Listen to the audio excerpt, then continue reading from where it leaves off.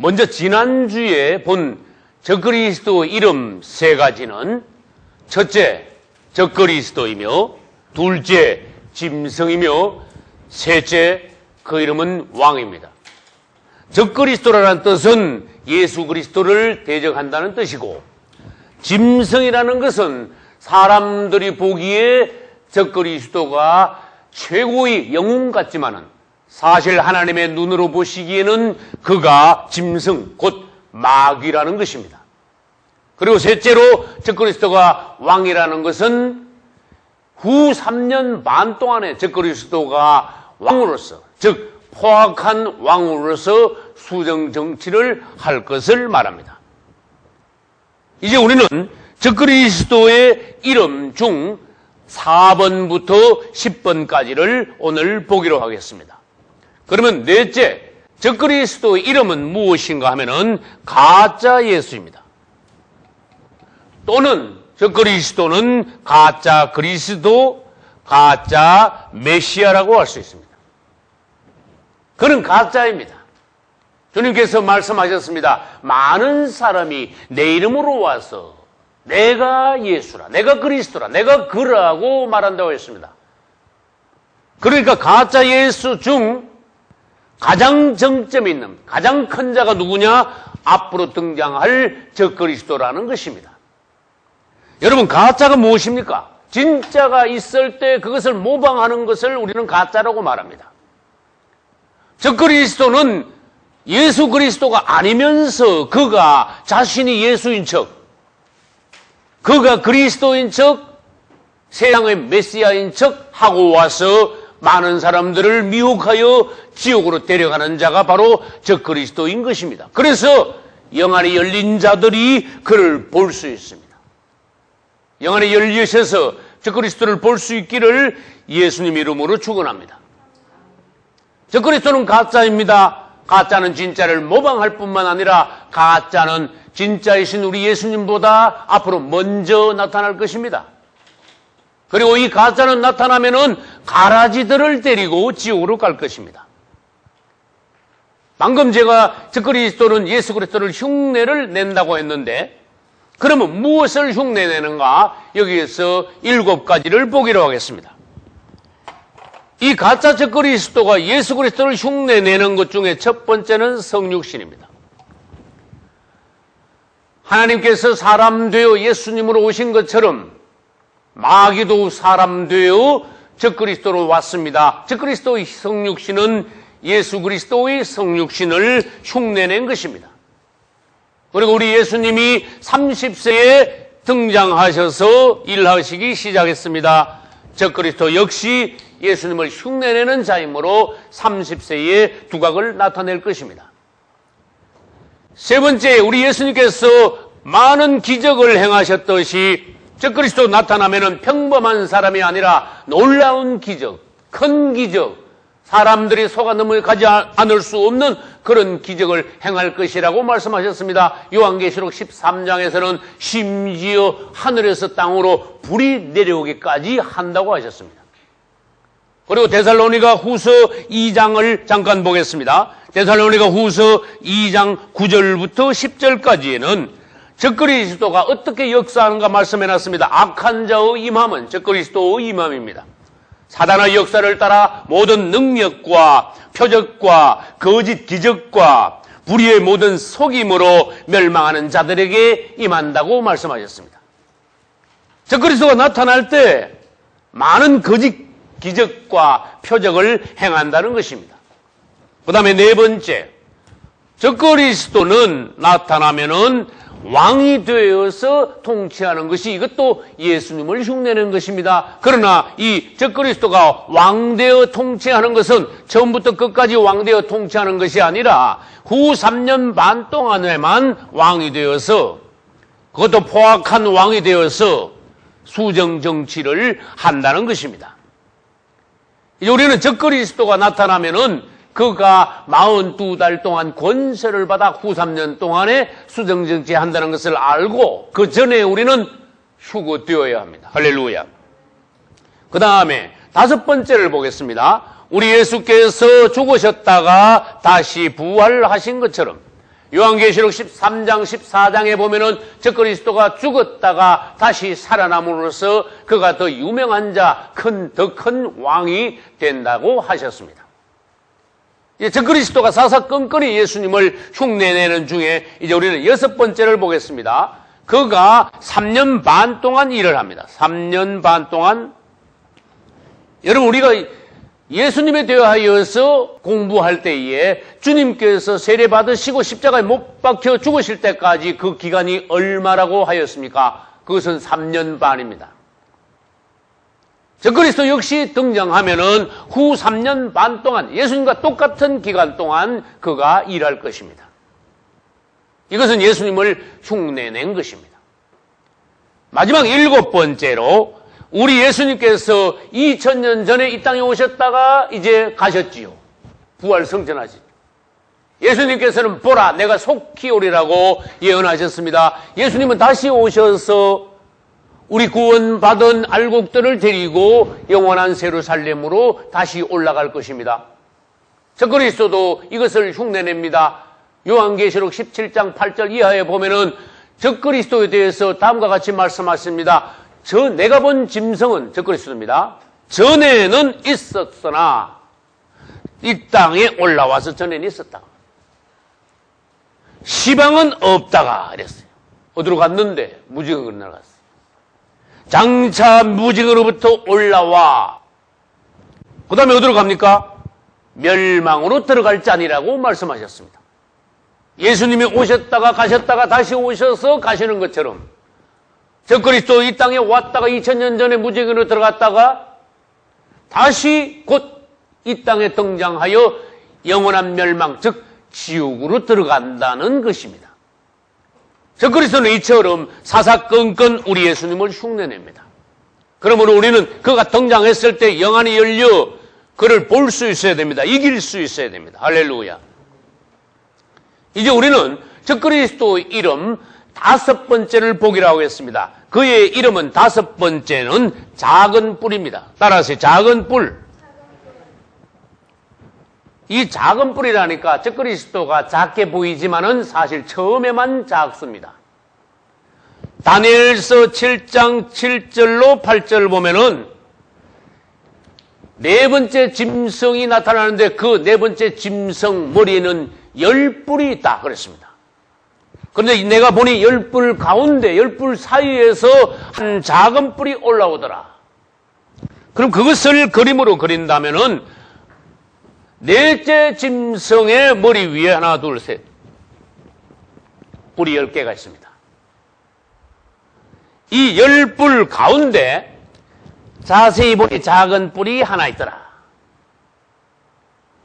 그런데 어느 날 이 뿔이 갑자기 커지면서 10뿔 중에 작은 뿔이 아니라 이제는 10뿔 중에 가장 큰 또 다른 하나의 뿔이 되어 그 주위에 있는 세 뿔을 뿌리채 뽑아버리고 그가 넷째 나라의 권세를 모두 장악한다고 하셨습니다. 그가 바로 적그리스도인 것입니다. 적그리스도는 처음에는 작은 뿔이었지만은 나중에는 어떻게 합니까? 가장 큰 뿔이 되는 것입니다. 이것을 다시 이제 설명을 하면은 다니엘서 7장 20절로 24절까지 해설해 놓은 것을 우리가 설명을 하면은 이때 넷째 짐승은 네 번째 나타나는 나라, 즉 로마라고 하셨고 넷째 짐승에 달린 10뿔은 그 넷째 나라에서 일어나는 10명의 왕들, 오늘날의 용어로 말하면 10명의 지도자들이라고 하셨습니다. 이제 앞으로 현재는 로마라는 나라가 이 땅에 없지만 앞으로 로마라는 나라가 다시 일어날 것입니다. 그것을 재생 로마라고 합니다. 이 로마라는 나라가 어디서 일어납니까? 지중해 인근에서 일어날 때 옛날 로마 판도 내에 있던 10개국이 연합하여 그 10개국의 지도자들이 단결하여 한 나라를 다시 일으키는데 그것을 재생 로마라고 부르는 것입니다. 이제 적그리스도는 작은 뿔로 나타나지만은 마침내 큰 뿔이 되어 로마뿐만 아니라 전 세계의 정권을 그가 장악하게 될 것입니다. 이제 6번째를 보겠습니다. 데살로니가 후서 2장 3절에는 6번째 적그리스도의 이름이 있습니다. 멸망의 아들 또는 불법의 사람, 그렇게 말했습니다. 멸망의 아들이라는 뜻은 우리 주님께서 그를 철저히 앞으로 진멸시키실 것이라는 뜻이 내포되어 있고, 불법의 사람이라는 뜻 안에는 그가 하나님의 법을 바꾸어 버리고, 그가 나타나면은 하나님을 무시하고 하나님의 성경 말씀, 하나님의 율법을 전부 다 변개시켜 버리고 지 멋대로 지가 정한 법으로서 이 땅을 대환란 중에 통치할 것이라는 것입니다. 이 불법이라는 사람 안에는 적그리스도가 사람 되어서 온 그 자체가 불법의 비밀이라고 데살로니가 후서 2장에서 말씀하신 것을 우리는 기억해야 됩니다. 마침내 그는 멸망의 아들이요 불법의 사람이라는 그 이름에 합당하게 하나님께서 그를 마지막 때에 철저하게 멸망시켜 불못으로 넣게 될 것입니다. 할렐루야. 이제 7번째 우리가 적그리스도의 이름을 보겠습니다. 7번째 적그리스도는 황충들의 임금이라는 단어가 계시록 9장 11절에 있습니다. 이것을 이제 설명하려면은 우리는 이제 후 3년 반의 사건들에 대해서 봐야 됩니다. 먼저 계시록 9장 1절에는 무슨 말씀이 나오는가 하면은 5째 천사가 나팔을 불매 하고 나옵니다. 5째 천사가 나팔을 부는 것은 바로 이 도표에서 보는 것처럼 후 3년 반의 사건을 말하는 것입니다. 여기 우리는 적그리스도가 등장하여 전 3년 반 동안은 거짓 평화의 시대이지만은 그 중간이 되면은 적그리스도가 배약하고 짐승의 본색을 드러냄으로써 그때부터는 후 3년 반 대환란이 시작된다는 것입니다. 후 3년 반 대환란의 시작과 동시에 5째 천사가 나팔을 붑니다. 5째 천사가 나팔을 부는 것은 첫째 화입니다. 5째 천사가 나팔을 부는 것은 대환란의 시작을 알리는 것입니다. 5째 천사가 나팔을 부는 것은 한때 동안의 첫째 화가 계속된다는 것입니다. 그래서 이제 첫째 화의 시작으로 5째 천사가 계시록 9장 1절에서 나팔을 불 때에 어떤 일이 일어난다고 했는가 하면은 요한계시록 9장에 보니까 무지어경의 뚜껑이 열림으로 거기에서 수많은 황충들이 올라온다고 했습니다. 황충은 무엇입니까? 우리가 지금 이 땅에서 보지도 못한, 듣지도 못한 아주 흉악한 괴물이라고 생각하면 됩니다. 그것은 무지경에 갇혀있던 괴물들입니다. 전갈의 권세를 가지고 있다고 했습니다. 그 수많은 황충들이 올라와서 그때 아직도 휴거되지 못하고 땅에 있는 자들을 5달 동안에 전갈의 권세로 쏘기 시작하는데 그 쏘는 것이 얼마나 고통스러운지 그 전갈에게 쏘인 자들은 전부 다 너무 고통스러워 당장 자기가 죽기를 바라지만은 아무도 죽을 수 없다고 하셨습니다. 그때 우리는 어디에 있습니까? 대환란의 후 3년 반이 시작되기 전에 우리는 주님의 공중재림과 함께 휴거되고 난 이후에 땅에 남아있는 자들이 대환란 동안에 이렇게 황충들에게 고통을 당한다는 것입니다. 그래서 대환란은 계시록 8장 13절에서 말씀하시기를 땅에 있는 자들에게 세 번의 화가 일어나는 대환란, 그것은 첫째와 둘째와 셋째화로 이루어지며 5째 나팔을 불 때 첫째 화가 일어나고 6째 나팔을 불 때 둘째 화가 일어나고 7째 나팔을 불 때 셋째 화가 일어나는데 7째 나팔 안에는 또한 7대접이 들어있는 것입니다. 적그리스도 이름을 우리는 이제 보았습니다. 황충들의 임금이라고 했습니다. 황충들이 막 올라와서 5달 동안에 땅에 남은 사람들을 쏠 때에 그보다 먼저 이 땅에 올라와 있던 저 그리스도가 황충들의 임금이다. 그렇게 말씀하였습니다. 그 저 그리스도가 황충들을 지휘하여서 사람들을 쏘게 하고 첫째 화를 일으킨다는 것입니다. 이제 8번째를 보겠습니다. 8번째는 저 그리스도의 이름을 성경에서 무저갱의 사자라고 하셨습니다. 이것도 역시 계시록 9장 11절에 있습니다. 무저갱의 사자란 뜻이 뭡니까? 사자는 보냄받은 자입니다. 저 그리스도는 무저갱으로부터 온 자라는 것입니다. 그래서 아까도 말씀드렸듯이 요한계시록 17장에 보면은 전에는 있었으나 시방은 없고 장차 무저갱으로부터 올라온다고 한 것이 저 그리스도입니다. 그래서 저 그리스도가 장차 무저갱으로부터 올라오니까 저 그리스도가 무저갱의 사자라는 것입니다. 아직도 저 그리스도가 현재 이 시간에 무저갱에 있는지, 벌써 무저갱으로부터 나와서 활동을 시작했는지, 몇 살인지 우리는 그것을 알 수는 없습니다. 그러나 그가 30세가 되면은 출현한다는 것입니다. 그럼 그림으로 잠깐 보기로 하겠습니다. 저 그리스도는 어떻게 되는가 하면은 요한계시록 11장 등에 의하면은 저 그리스도는 무저갱에 있다가 올라온다 그랬어요. 그래서 이 땅에서 후 3년 반 동안의 대환란을 일으키다가 계시록 19장 끝부분에 가면은 그가 불못으로 들어간다고 했습니다. 이것은 아마겟돈 전쟁 때 지상 재림하시는 예수님에 의해서 붙잡혀 불못으로 들어간다는 것입니다. 그러면 여러분, 우리는 사탄에 대해서도 보아야 됩니다. 사탄에 대해서는 요한계시록 20장에 있습니다. 사탄은 요한계시록 20장에서 저 그리스도가 불못으로 들어가고 난 이후에 바로 사단도 붙잡혀서 처음에 그는 무저갱으로 들어가 1000년 동안 있나다 했습니다. 이것은 1000년 왕국 동안, 즉 마귀가 무저갱에 가두어 1000년 동안 무저갱에 있게 된다는 것입니다. 그 1000년 왕국, 1000년이 끝나면은 무저갱 뚜껑이 열림으로써 사단은 다시 올라옵니다.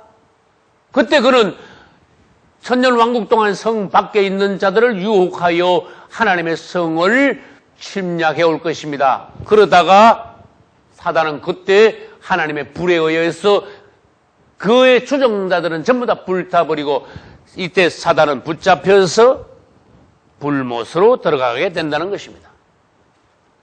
이때 우리는 이 도표를 통해서 무저갱과 음부와 불못에 대해서 잠깐 보아야 됩니다. 이 도표에는 무저갱이 있고 음부가 있고 불못이 있습니다. 반대쪽 위에 보면은 낙원이 있습니다. 구원받은 영혼들이 죽으면은 낙원에 갑니다. 주님이 공중 재림하실 때에 낙원에 있던 영혼들은 부활하여, 그것은 첫째 부활합니다. 부활하여 우리보다 먼저 휴거될 것입니다. 할렐루야. 그런데 구원받지 못한 영혼들은 어디로 갑니까? 낙원의 반대인 음부로 들어갑니다. 그것은 누가복음 16장에 부자가 간 곳입니다. 음부를 먼저 설명하면은 구원받지 못한 사람의 영혼들이 죽어서 형벌받는, 임시 형벌받는 대기 장소로서 음부에 갑니다. 그 음부에 있던 자들은 주님이 오셔서 마지막 최후의 심판, 백보자 심판 때 심판의 부활로 살아나서 바로 불못으로 들어갈 자들입니다. 그럼 무저갱은 뭡니까? 무저갱은 사람의 영혼이 갇히는 곳이 아니라 사단과 저 그리스도와 타락한 천사들이 갇히는 바닥 없는 지하 감옥인 것입니다. 이 무저갱에 있던 자들이나 사단의 무리들, 또 음부에 있던 사람의 영혼들이나 모두 앞으로 주님이 오셔서 최후의 심판을 거쳐 이들은 모두 다 마지막 때 불못으로 들어가게 될 것입니다. 우리는 어디로 갑니까? 공중으로 재림하시는 주님을 따라 혼인잔치를 거쳐 같이 지상재림하여 천년왕국을 통과하고 새하늘과 새 땅 새로 살림으로 우리는 들어가게 되는 것입니다. 할렐루야. 그 다음에 9번째 보겠습니다. 적그리스도 이름 9번째는 아바돈과 아볼루온. 아바돈. 이것은 적그리스도 이름입니다. 그 다음에 아볼루온. 이것도 역시 요한계시록 9장 11절에 있는 이름으로서 이것은 무슨 뜻인가 하면은 파멸을 가져오는 파괴자. 그런 뜻이. 우리 주님은 사람을 살리십니다. 우리 주님은 창조하신 분이십니다. 그러나 적그리스도는 오면은 하나님께서 창조해 놓으신 만물과 사람들을 죽이고 파괴하는 자라는 것입니다. 그는 오면은 모든 것을 파괴합니다. 언제입니까? 후 3년 반에는 모든 것을 파괴함으로써 대환란을 일으킨다는 것입니다. 다니엘서 7장 7절에 보면은 내가 본 짐승은 적그리스도입니다.